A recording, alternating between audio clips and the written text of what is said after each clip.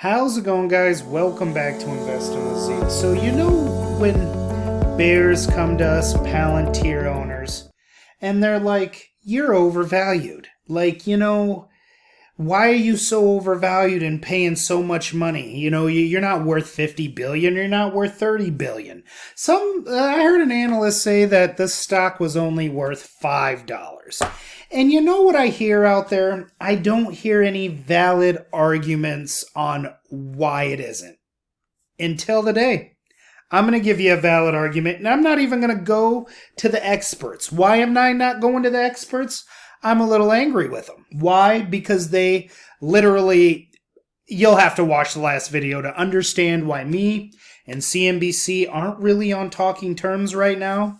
So I'm just going to try to handle this myself, all right? So I'm going to give you a good reason why Palantir is not only undervalued, but has a ton of room to grow, and the market cap is really hiding a lot of stuff from you. But besides the fact that, the market cap is not $103 billion, I'm not sure why it pulls that up. The market cap of Palantir is $50 billion.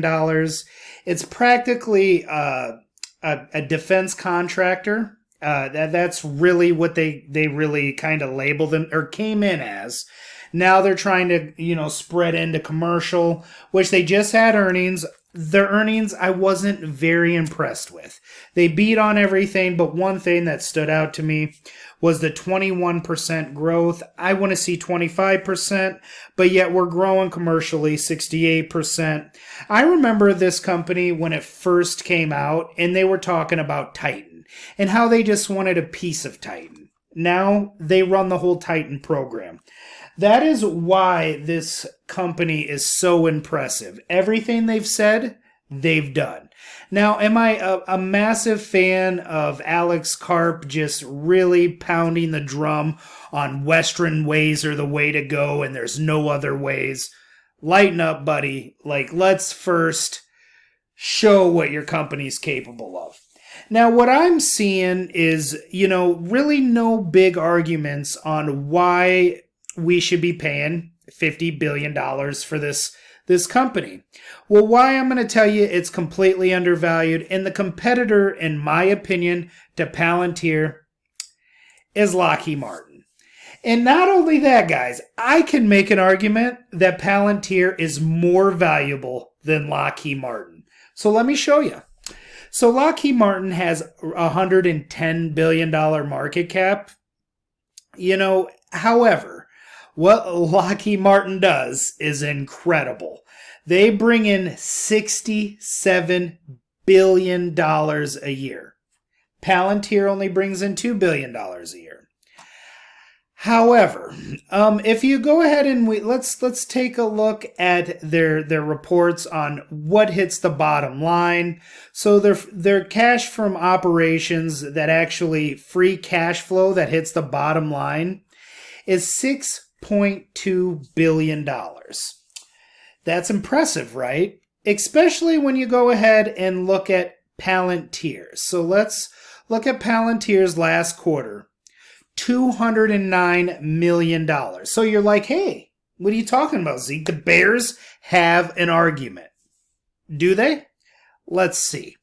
So yes, Palantir only brings in $2 billion or $200 million, where Lockheed Martin brings in $6 billion. But you want to know the difference? Let me show you the difference. The profit margin at Lockheed Martin is 9%. So if you go look at how much they're bringing in, so out of the $67 billion, which is a massive number, don't get me wrong, they're only making $6 billion off of that. This is where Palantir completely shines and steps away. It really separates themselves from Lockheed Martin and makes them this company that has the potential to be Tesla-like, run-wise, and actually have a real good case for it. So Palantir profit margins is 80%. So imagine this. When Palantir starts bringing in Lockheed Martin money, 6 let's just say $100 billion in 5 years. However, where Lockheed Martin is going to get $10 billion of that, let's say Palantir's doing that. Palantir's literally getting 80 billion of that. Insane. You're paying for insane profit margins from Palantir. So yes, let the bears go ahead and say we're overvalued, we're complete trash, but you know what? We're really not overvalued, and I'm actually thinking about adding to this position. So let's talk about the management team. Now, I don't completely agree with Alex Karp. But what you have with this management team is you do have Peter Thiel in the background, which you have a Republican, you have a Democrat. It's just you always hear Alex Karp. And I really wish he would step back until his numbers can start to prove this. We need to see 25% plus growth if we're ever going to get to this $100 billion revenue stream anytime in our lifetime. So we really need to continue to see pressure on that going up. Now, what I like about Alex Karp is he's really like this mad scientist. He is the better version of what really Elon should be, except, Elon's trying to get into space. I really don't want to compare him because I do think Alex Karp is so much more valuable than an Elon Musk. I really would put him in the top 5 CEOs. And you got to pay for that.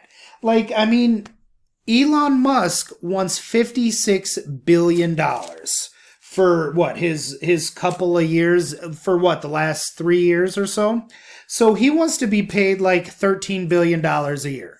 Alex Karp is at least worth, in my honest opinion, I think Elon's actually more worth about a $500 billion. And I think that Alex Karp is worth like $100 billion just to have him on your team. His worth, his power, what he does. But I just see a very bright future and I cannot sell this company. So if we do start to drop, I will be adding to this position. I already, there's just so many good deals right now in the market, especially with Robinhood, which I'm going to make a Robinhood video. I just kind of wanted to give you my bull case on Palantir. Where do I see Palantir at the end of the year? I see it at a $35 stock. Unless something really bad happens or breaks in the economy, I see us getting to $35. And where do I see this in 5-10 years? I see this at $100, $200, $300 stock. It's just, you cannot sell something like this when you have it in your portfolio. There's just nothing else to buy, in my opinion, that I would swap this out with. So I'm just giving you my ideas, my bull case on Palantir. I'm taking out the whole what I believe Alex Karp is worth, and I'm just the value of this company, the potential it has with the profit margin, 80%. Only Microsoft is only like 76%. So just to have these profit margins, you should be paying multiples for this company. And what is it? A peg of like what? 1 or something, or 1 or 2? I don't know. I don't really figure pegs like that. I just really look at the valuations, and yes, it's a little hefty, but you know what? It's worth the price. Anyway, like and subscribe, and I'll catch you on the next one.